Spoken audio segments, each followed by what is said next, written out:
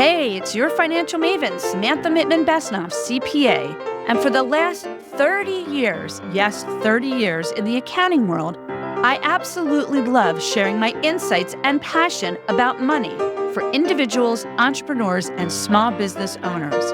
Knowing your money and hopefully feeling less stressed about your money is what I call being financially empowered. Welcome to the Your Financial Maven podcast.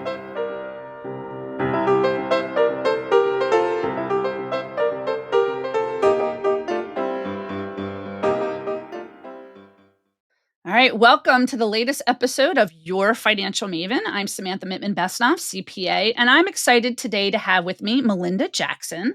She has over a decade of international PR experience and an untraditional approach to public relations, branding, and influencer marketing.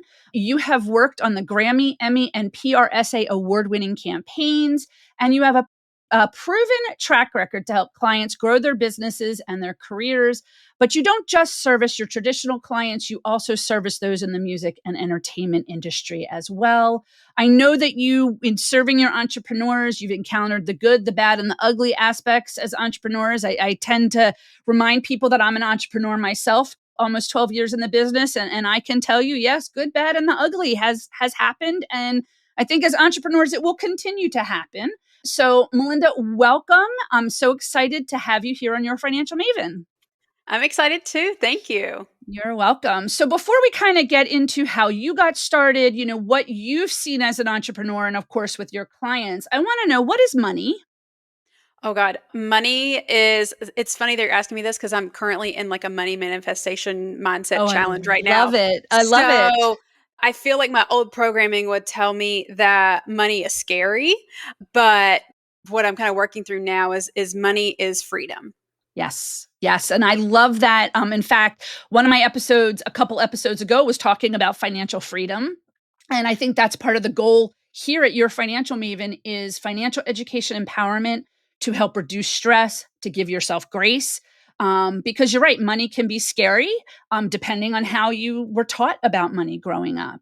And I started with this because I think as an entrepreneur, that is a huge part of being an entrepreneur. And I think that's a huge part of the downside for a lot of people. So thank you. I love hearing that. And I love to hear that you're kind of reframing your mindset regarding money, and didn't know, did you want to share a little bit about your money story, about why you had that scary mindset and what kind of led you to this shift? Yeah, absolutely. And without telling all of my family's business, like I'm from, Yes, Southern family, you don't talk love about it. money. Like you Well, do you're not talk right. about money. You do not ask anybody about money. You don't spend anything that you don't have. You don't do Right. anything that you have to make a payment on. That is what I was raised in. So I Nothing wrong can't, with that, right? no, That's people's no, money beliefs. It's just, that's, it's not always yes. healthy for everybody. Yes. Right. And so my mom's family, they were lower income, both working parents. They, like my mom was told, if you want anything you have to work for, you have to get a job. So the second she got her driver's license, she got a job, that kind of thing. My dad grew up on a tobacco farm, so they were a little bit more well off here in North Carolina, and they were kind of the farm that all the teenage boys worked at in the summer. Okay. So different kind of mindset on both sides.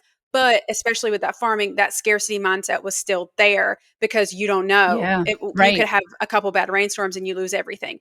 And so my dad, funny enough, ended up working in agricultural finance for his entire career. And Wow. my mom did taxes for Okay. like nearly 30 years. She had 20 tax offices across North Carolina. And Wow. so I have these two parents that know the ins and outs of money, but I don't necessarily feel like I was taught it properly. I Right. was just taught, again, like I said, don't spend anything you don't have. Don't do anything you have to make a payment on. If you want a car, you need to have cash for it. If like want to put someone on a credit card, you have to pay it off that month. Like no Right. interest, that whole mindset. But with that comes that lack mentality and that scarcity mindset of, if I have money, I don't know when it's coming again. I need to hoard it, or I need to go ahead and spend it and buy everything that I need and then don't have any money for a while. And then you kind of overcorrect. Yeah. Yeah. You're right. I mean, I think that's, again, growing up in the 70s and 80s, we didn't talk about money. I observed my dad has been in the insurance business for a very long time. And I had a dichotomy too, because I had my father and my mom. And then my grandmother living with us. My mom was an only child and she was spoiled. And it was her mother that lived with us who my grandmother spoiled the three of us. So I feel very blessed.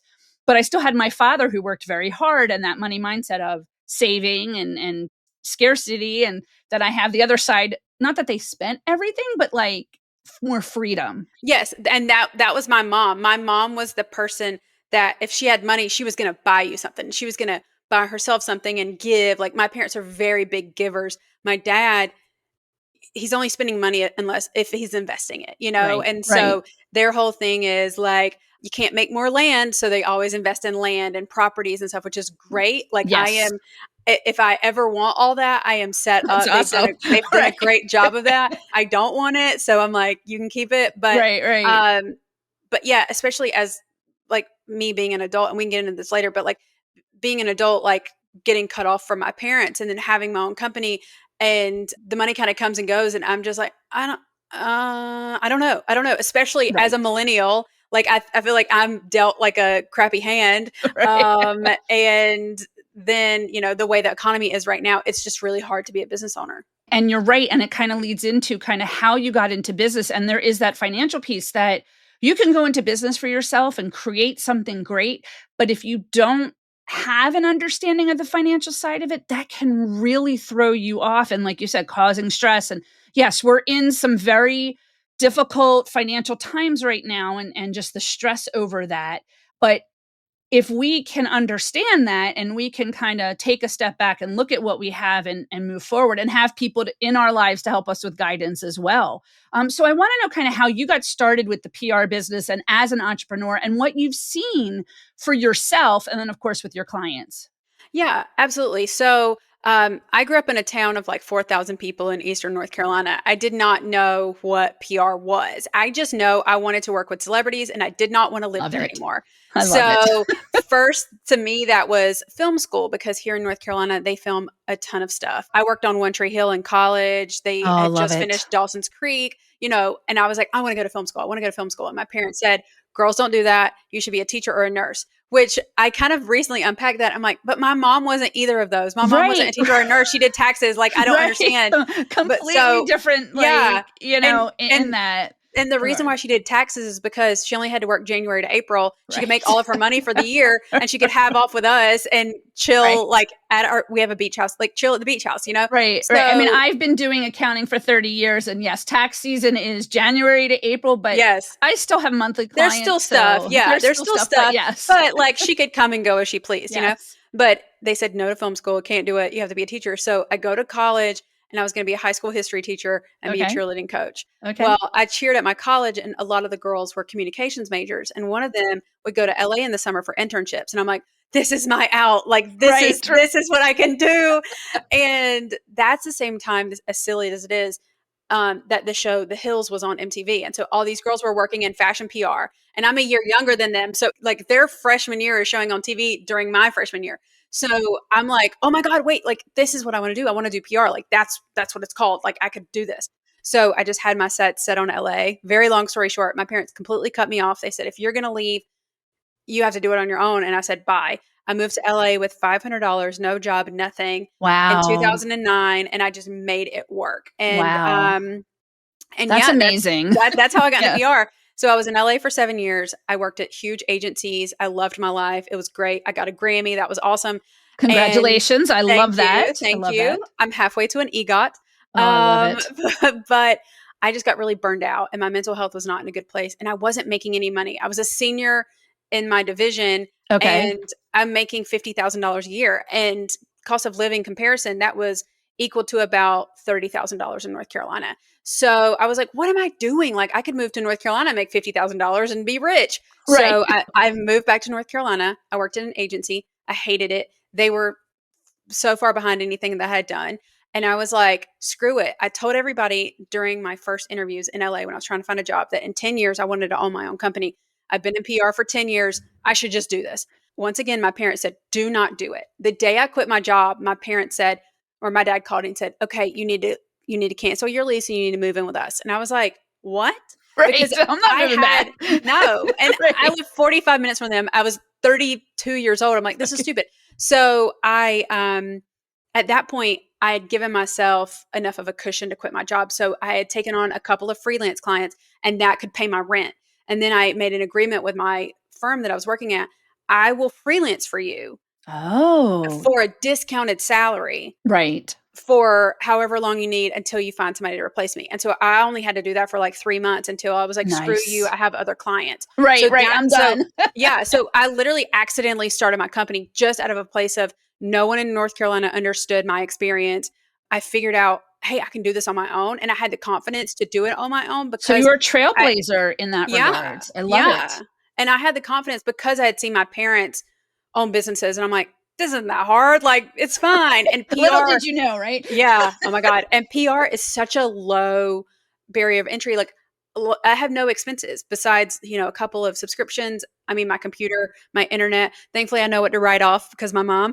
Right. I was going to say you have somebody in your Yeah. corner that understands Yeah. that. Yes. Yeah. So I am very lucky, but had I not had entrepreneur parents, I don't think I would have done it. You're right. I think that's important that I think a lot of entrepreneurs either have been around others that are entrepreneurs or there is still something in the gut of them, right? I know when I was growing up, I knew business. I knew I wanted to do something in business. I didn't know what, but I knew business. And then when I took an accounting course in high school, I was like, I loved it. Yes, there's math. I am not a math major. I am an accounting business major. There's just something a little It's a different with different that, kind of math. different kind of math. And it set me on this path. And I think I didn't take, like you say, you don't have a normal approach to kind of how you do things or how you got to where you are. The same for me. I didn't follow the normal path. When I graduated college in 94, it was go to a big six accounting firm, get your CPA license, work in auditing, and then bust your butt for 2 to 3 years and then go out on your own. And I did a little bit of that here and there. I actually audited for the school districts. I live in the state of Pennsylvania, and they used to have a Bureau of School Audits. So I went a different path because part of me is like, yeah, I work my crunch time, but like your mom, I want to have some flexibility and I want to be able to work with my clients. And I think that in some level is not traditional. So I think that's great. I think that you've created something that is trailblazing for where you're at. And I think for people to understand that it's hard and you need to have some kind of a foot in the door, but you can make it work if you persevere.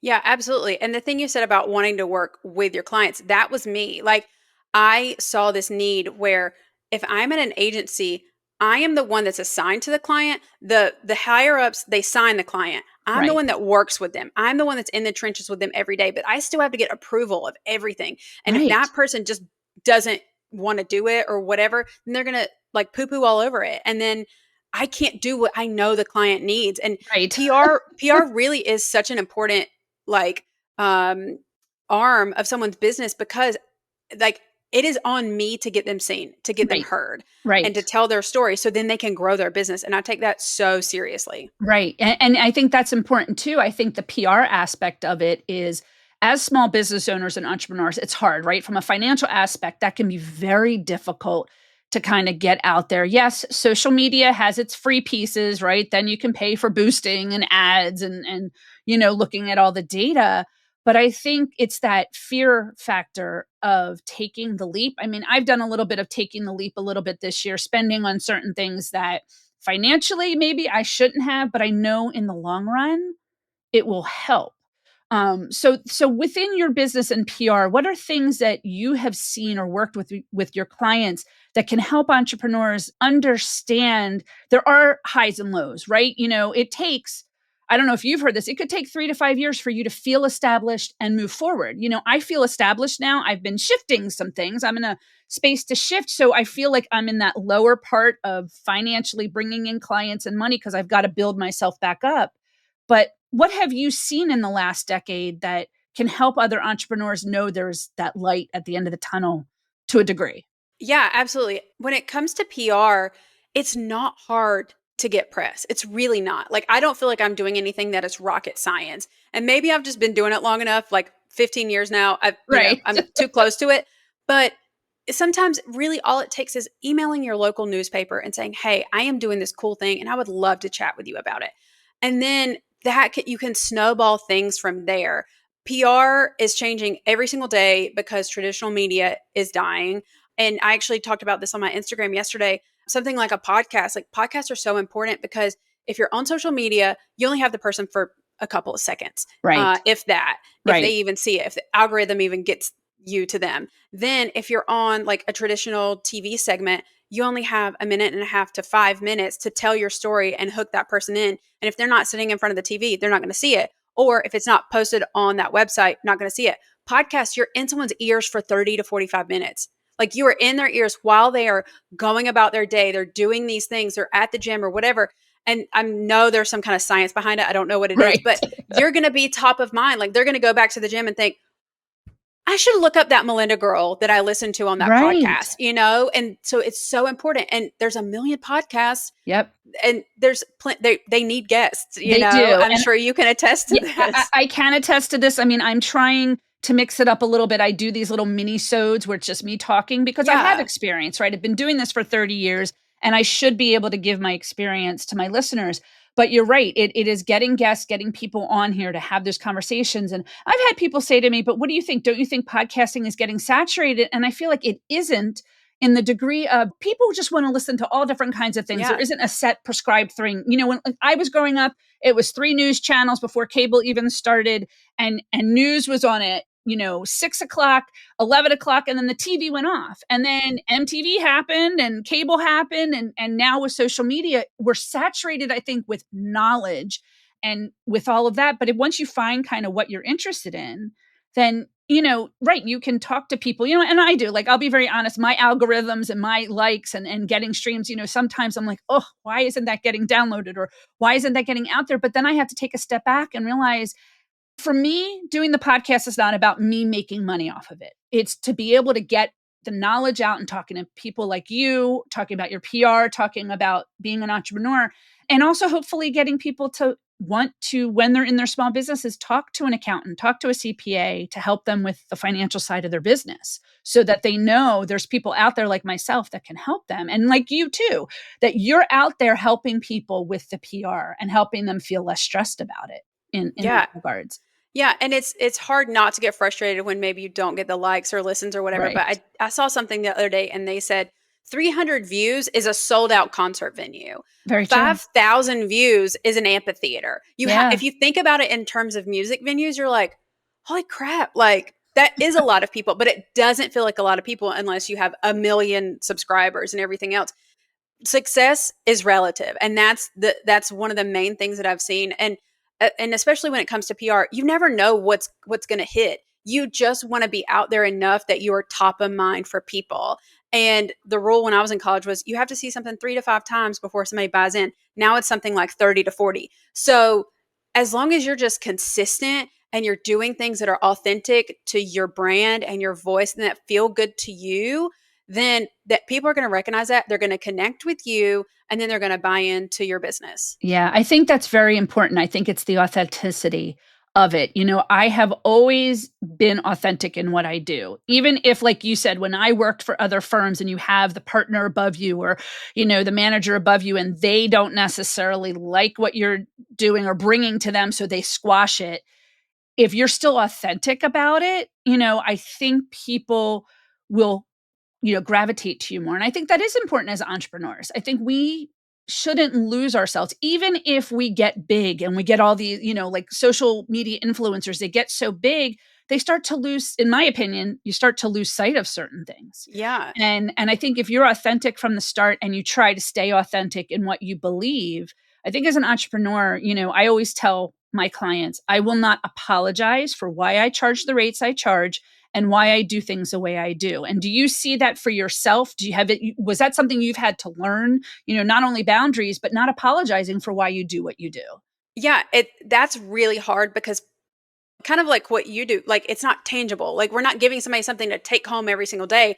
And so like I've had clients try to say, okay, well, you got me 5 press mentions and I'm paying you $3,000 a month. So this is how much I'm spending per press mention. I'm like, no, that's not what this is, because Right. it's evolving. Like next month you might have 50. I don't know, but that's work I did this month. And so as a woman, I know I undercharge. I have a really hard time um, advocating for clients to pay me on time. Right now, there is a lot of money that is sitting there in Sitting on the unpaid table. invoices. Yeah, that Right. no Sitting on the one table. has paid me, and I'm just like, oh great, like I did all this, and Like, it's hard. It is hard. You bring up a very good point because I can tell you, even for myself, when I started almost 12 years ago, I was just trying to get into doing individual tax work. I just wanted to get my foot in the door.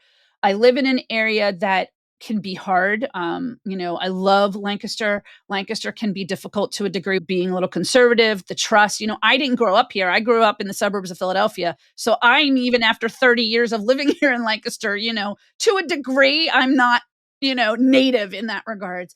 And so I did. I lowballed myself just to get the clients in the door. And then as I grew, I'm like, all right, I've got to, get more in. And then having that guilt of, well, if I charge them this, what am I providing? And I think that's important for entrepreneurs to know. And it took me a while, even as an accountant, I am at a point now where I know I might still be on the lower end, but I know to a degree it's what I can offer and I will increase as I can. And I have clients who've been with me for a long time that I'm increasing their rates, but I don't want to charge them necessarily where I'm charging newer clients because they've been so loyal. So it's right, it's that price break. But I will tell you, get those invoices out, get them out, follow up. It is hard. I know it is. But and I think in particular for women, right? We are both women in our own fields.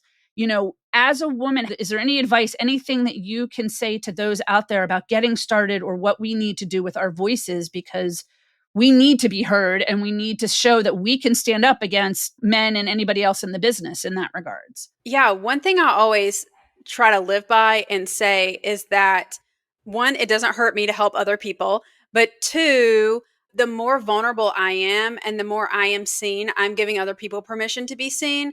And so, like, if you're out there telling your story, if you're out there advocating for yourself, you're giving somebody else permission to do the same for themselves. Right. I think that's important. The other thing that I've learned, especially for women, is when we get compliments or somebody says they saw this or that we don't initially like say thank you and yes, like we don't show that we accept that appreciation. We kind of put our hands down and get like a little like, I don't say embarrassed, but like we don't acknowledge that. And I'm learning to do that more too of when someone says, oh, I heard your episode on this and that, or I saw you on this and thank you. Like look them straight in the eyes and say, thank you. I appreciate that. Like acknowledge the hard work we're doing as women and also entrepreneurs, because I think we are the backbone of small businesses in this country. Yeah, I recently started hosting female founder happy hours here in Raleigh, Ooh, I love and that. the first one, the news came. It was crazy. I had posted online like, "Hey, does anyone feel lonely? I feel lonely. Let's hang out." And Yeah. I had like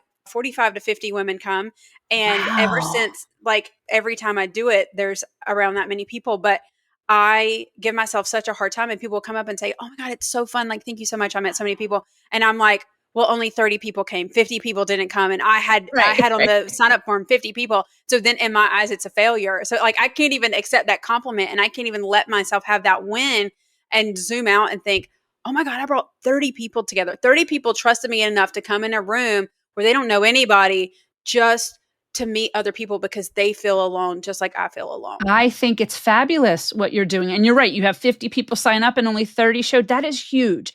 Take the small wins. That is definitely something that, we have to do that. And I think it's interesting, you talk about, the idea of like, you feel like you're in your own bubble and we're on our own little island because we don't necessarily have staff to do work. It's just us, right? There is some small entrepreneurs that do have staff.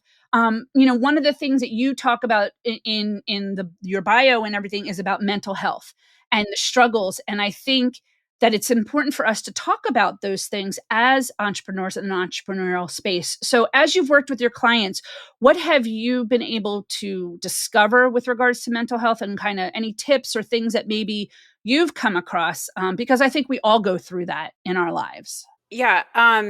One thing that really stands out is that it doesn't matter how big of a celebrity you are or how successful you are, everyone feels this way. Everyone feels alone. Everyone has those days of anxiety or just self doubt. So, especially imposter syndrome, like that is across the board. Like, I've worked with some of the biggest people ever, and they all feel that way. Which is true because I think people forget that they're still people too. Yes, they Yes. portray a character in a movie or a TV show or on something else, and that's their craft. And I think people have to take the step back and realize they're still people. Yeah. And it's hard. And they're pretending. They're literally getting paid to Right. pretend to be Right. okay. So it's Right. hard. And that's kind of like a messes with your brain, It's like people like me for my character, not me. But anyway, so that's one thing that I've seen a lot of. But for me, I've always tried to be very open about my mental health and my anxiety and depression. And sometimes employers have not been okay with that. Sometimes they've thrown it in my face.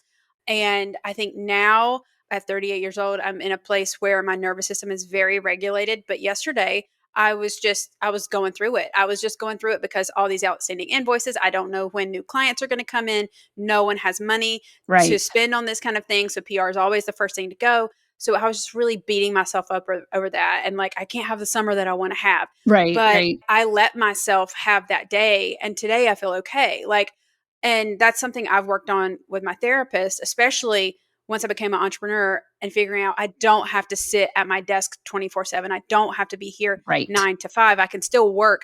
She always tells me, if you send 2 emails from your bed, that is working and that Yeah. is okay. So That is that's something. kind of what I Yes. live by. Yeah, I think you're right. People think that when you run your business, you're supposed to be there 24/7. And no, right? I mean, I go through it, when tax season ends, it takes me a little while to To like decompress. right, to decompress. I still have work to do. I'm still doing my monthly client work, but it's just that I don't have to start myself at 8 o'clock in the morning and work until 8 o'clock at night. I don't have to be, my hours during tax season are 7 days a week. Now, that doesn't mean I'm dealing with clients every day, but I'm still doing some kind of work every single day. And on the weekends, it's a little less just because I'm trying to have some self care, right? We should have self care as entrepreneurs. But then it's that mindset shift when I shift off a tax season, not only for myself, but I have to tell my clients numerous times, this is my work hours off tax season. And I'll tell you, I still get the emails Yep. middle of the day on Saturday, Sunday night, and I have to train myself, don't answer them because it Yeah. affects my mental health. And I think you're right. I think it's very hard, and nothing against people who are working a 9 to 5 job, who are working for others, but I think that the mental health is definitely something that affects entrepreneurs more because we're taking on more. Yeah, and something I kind of journaled through in my money mindset manifestation thing, a lot of M's, is that like I have convinced myself that hard work equals money and that if I work 24/7, that means I will have more money, but if my clients are not even paying their bills, why am I doing that? Why am I Right. still like I can do the bare minimum, then when they pay their invoice, I can actually, do the work. But like me working 24/7 in a time right now when it's slow is not actually making me any more money. It's making me more stressed. Right. You're right. And I think that goes back to what we were talking about early on about the financial piece of running a business. And I think your money story, when you're growing up or how you're learning about money, affects that. Because I've had clients over the years that will say, you're the accountant, you handle it all. And my response is, I will handle and work and do your stuff, but I will be teaching you and I will be holding you accountable and I will be walking you through where your finances are because as a business owner, you have to know what's going on. You have to Absolutely. still have that understanding. Is there anything you want to share? Are there any particular, not named clients or anything, but anything particular that you've seen over the last 10 years that you've seen with your clients, whether it's with the PR or how they're working with their business and what you've been able to help them accomplish and know that as their own person or what they're doing in their lives, can help them with their business? Yeah, I think one thing that I do is obviously help my clients figure out who their audience actually is because 9 times out of 10 it's not who they think it is.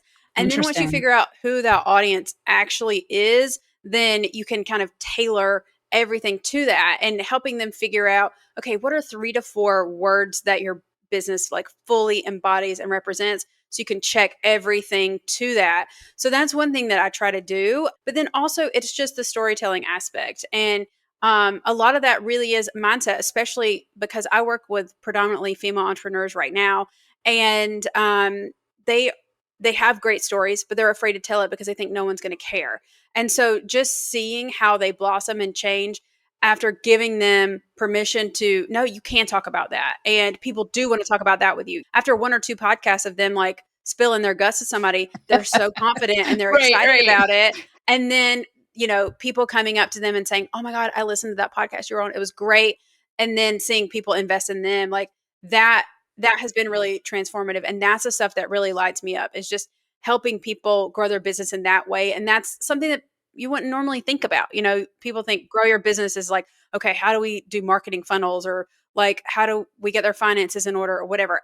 My stuff is really a lot of mindset and babysitting sometime, honestly. Right. And yeah, I think we all have that. I think there are clients that we come across that we just have to hold their hands a little more, Yes. babysit a little more. And I get that feeling sometimes. I'm like, am I annoying them too much? But then I feel like if I don't keep on it, then like where are we going to go? Yeah. I mean, Yep. I have to get to a point that, like, especially at the end of tax season, if my clients aren't giving me their data to do their tax work, I'm like, well, you're either going to approve an extension or you're going to be late and pay interest and penalties.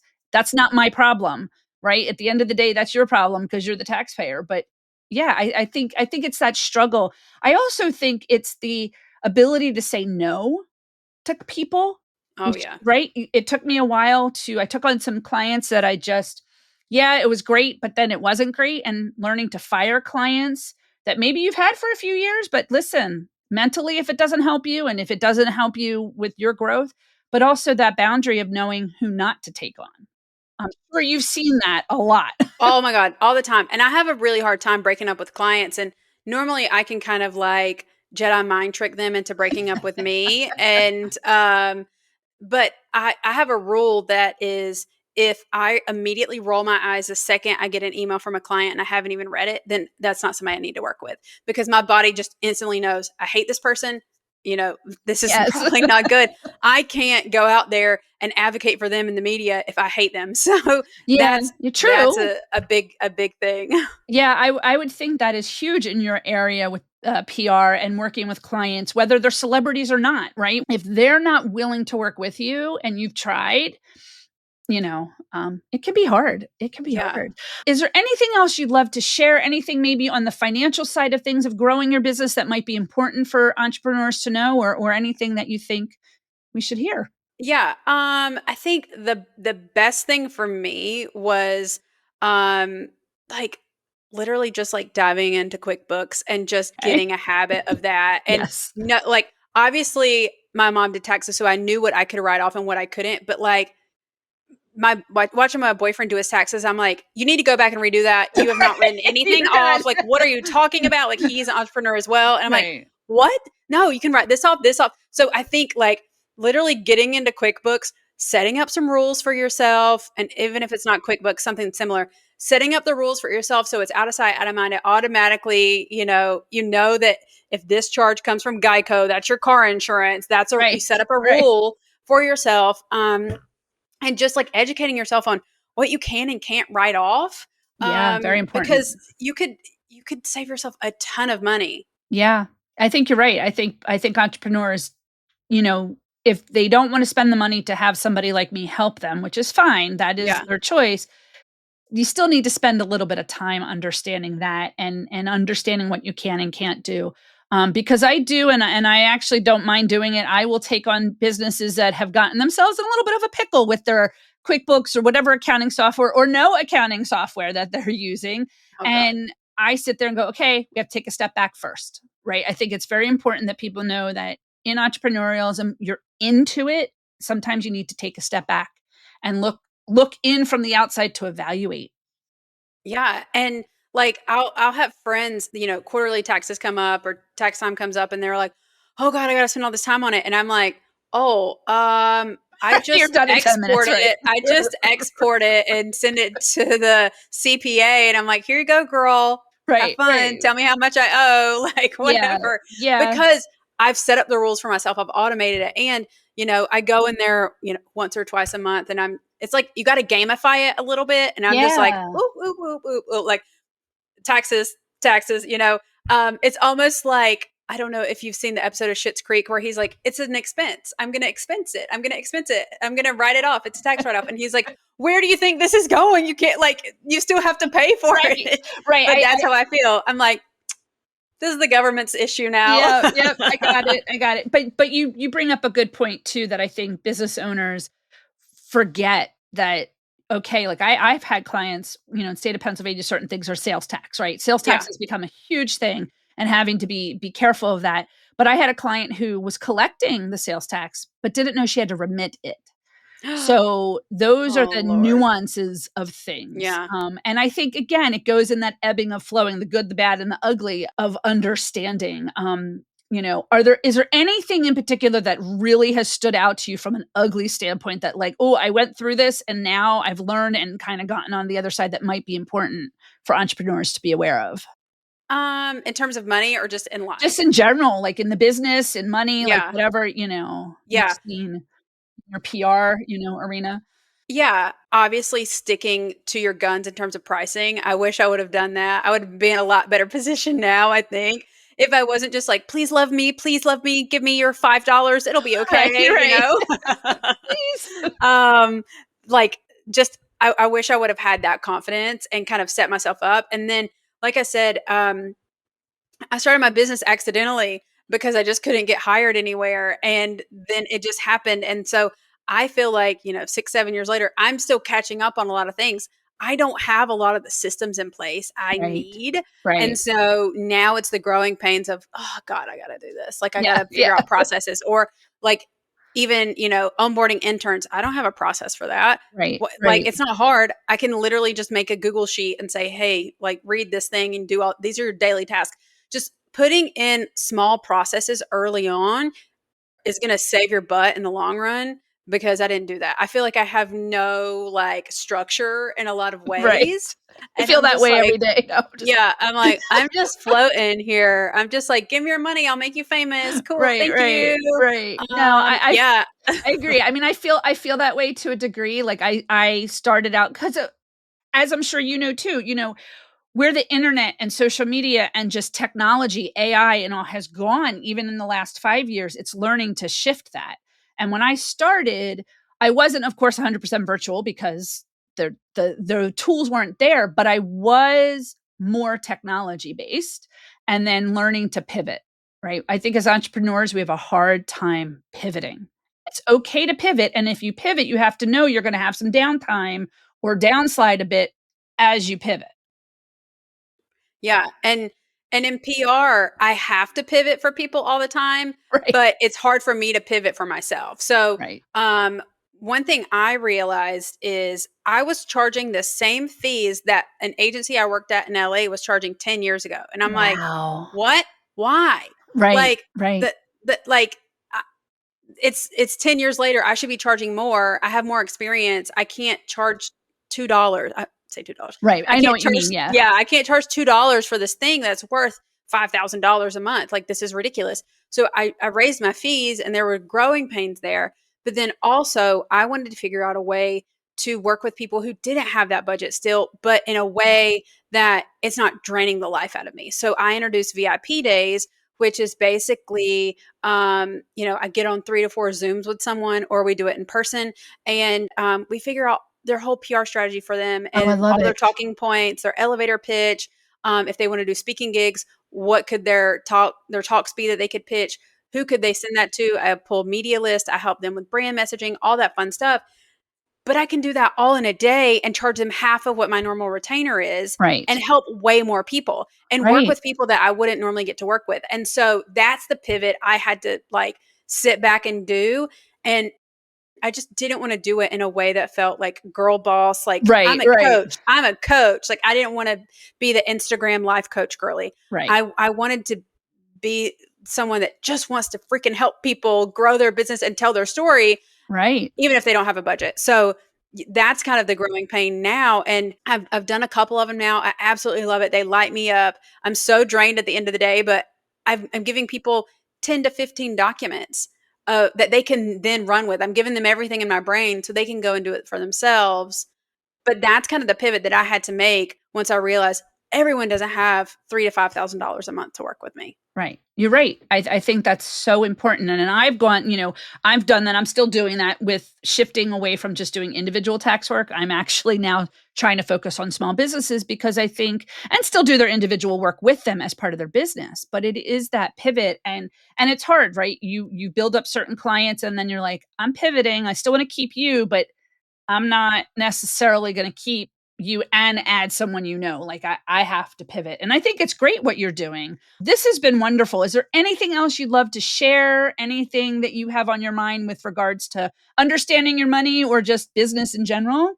Yeah. I think I love to demystify PR a little bit. And I know I Okay, said it yeah. earlier, like PR is not hard to get. So like, as long as you have a unique story to tell or you have something to promote that is a little bit different, then you can get press. And I always say start small. Reach out to your local newspaper, your local TV station, and say, hey, I'm Melinda. I have a PR agency. I would love to give PR tips if you have a need for it. They're always looking for stories. They're always looking for content, and they want those hyper local stories.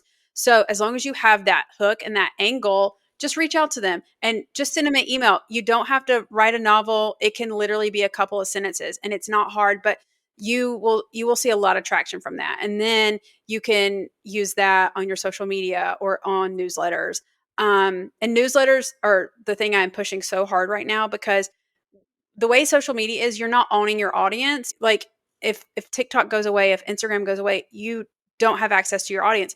So create a newsletter, create a resource for people so you can actually own all their contact information. You have that audience and you can reach out to them anytime you want. Yeah, I'm actually trying to figure out how to do my newsletter right now. And I do actually pay for a service that sends out 2 monthly newsletters that they've curated accounting and tax stuff Oh, that's that I don't awesome. have Yeah. to spend the time writing. So I'm kind Yeah. of using those right now. But there are a few things that I want to add that are kind of my little Yeah. one-offs and things like that. But curated content is also huge. And yes, I pay for it. I pay for my curated content, but I don't have to write it. I just Yeah. share it. And I get a lot of traction off that. Actually, I get a lot of people going, wow, this is great. They're like, because you're a resource. Right. And right. that's the thing, as if you can make yourself a resource to other people, you've made it, you know? Yeah. And I think you're right. And I think you can take that, even if you pay for curated content or for somebody to help you do it, you're taking that, you're putting it out there, and then someone's going to reach out to you and you can be like, hey, I saw that you had this, and can you talk to me further about this? What is your thought on this or that? And I think you're right. That resources is very, very important. This has been fabulous. I hope that you have enjoyed your time here. Yeah. So if people have questions or would love to learn a little more about PR or what you do, where can they find you? I'm all over the internet, melindajacksonpr.com, at Melinda Jackson PR. Just Google Melinda Jackson PR. It'll come up. Well, and I'll put all of that in the show notes so people can have direct links. But thank you so much for joining me today on Your Financial Maven. Thank you.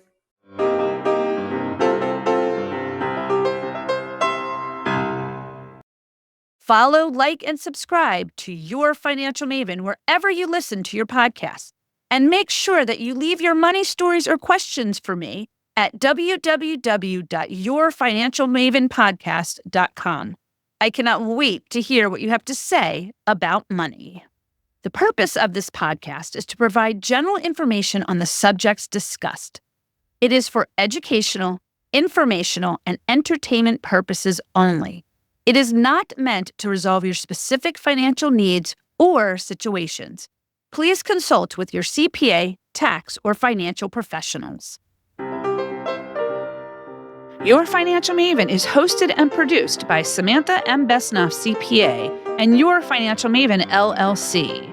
Editing is done by Kris Zarnoch of KMZen Creative. Music is written, composed, and performed by Daniel Shore.